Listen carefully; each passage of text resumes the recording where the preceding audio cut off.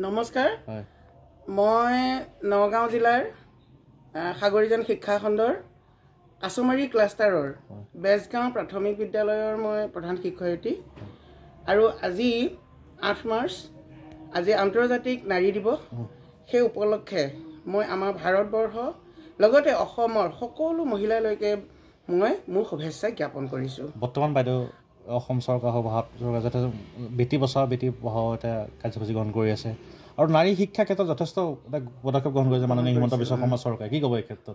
সেইখিনিত আমি ভাল পাইছোঁ কাৰণ নাৰীক এতিয়া শিক্ষা খেল ধেমালি এই সকলো ক্ষেত্ৰতে তেওঁ আগুৱাই নিয়া এটা বিশেষ পদক্ষেপ গ্ৰহণ কৰা আমি দেখিছোঁ।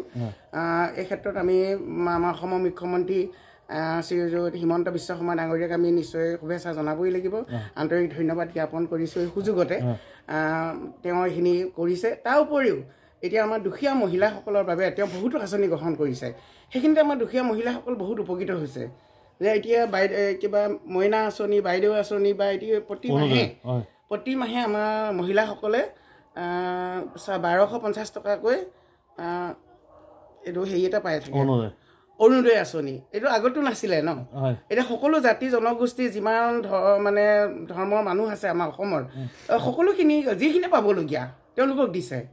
তাৰ উপৰিও প্ৰতি মাহে তেওঁ এটা চাউলৰ মানে ব্যৱস্থা কৰিছে, বিনামূল্যকৈ চাউল দি আছে আমাৰ মহিলাসকলৰ নামত, ইলেক্ট্ৰিচিটি দিছে, শৌচালয় দিছে। এইবিলাকত আমি তেখেতৰ ওচৰত কৃতজ্ঞ। আৰু মহিলাসকল হ'ল এতিয়া আমি নাৰীসকলৰ বিষয়ে অকণমান কওঁ যে নাৰী হ'ল আদ্য শক্তি বুলি কয়। নাৰী প্ৰধান শক্তি সৃষ্টিৰ কাৰণে নাৰীৰ প্ৰয়োজন লাগিবই।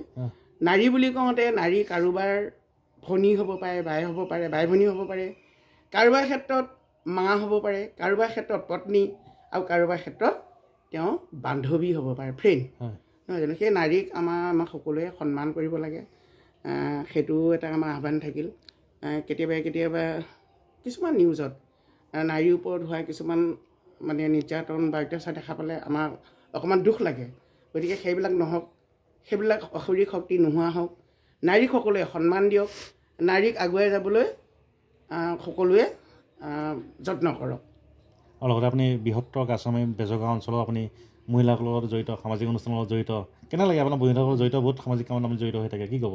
মই বহুত ভাল পাওঁ, সামাজিক কামত জড়িত হৈ মই বহুত ভাল পাওঁ।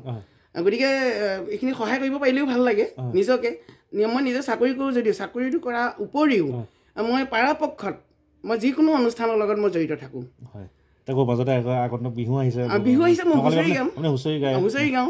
এতিয়া বিহুত মই হুঁচৰি গাম। মই আমাৰ কাছমাৰী বা বেজগাঁও আমাৰ আইসকলৰ লগত মই ৰাতিপুৱাৰ পৰা ৰাতি 10-12টালৈকে হুঁচৰি গাম। খুব ভাল পাওঁ মই এইবিলাক কৰি পেলাই। তাকে আপোনাৰ আমাৰ চেনেলৰ পৰা সুস্বাস্থ্য দীৰ্ঘায়ু কামনা কৰিলোঁ। ধন্যবাদ।